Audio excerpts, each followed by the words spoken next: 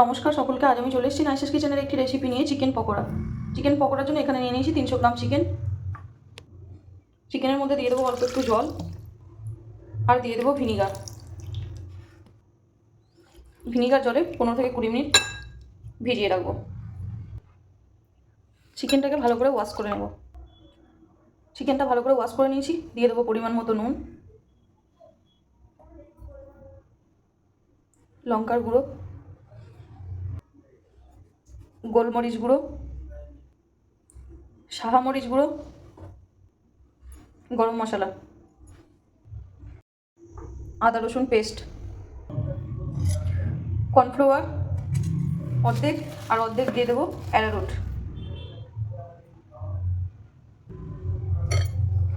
খুব ভালো করে ম্যারিনেশন করে নেব। ম্যারিনেট হয়ে গেছে, আধ ঘন্টার মতো রেস্টে রেখে দেবো।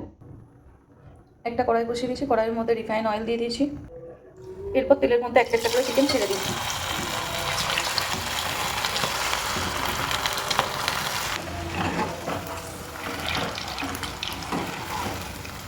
খুব ভালোভাবে নেড়ে চেড়ে লাল লাল করে ভেজে তুলে নিই।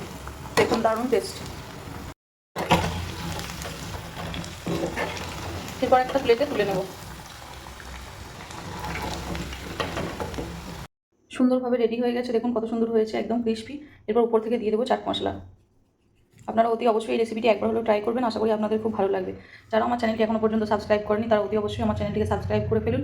যারা পেজ থেকে দেখছেন আমার পেজটিকে ফলো করে ফেলুন। নিত্য নতুন রেসিপি পেতে নাইসেস কিচেনের সঙ্গে থাকুন। ধন্যবাদ সকলকে।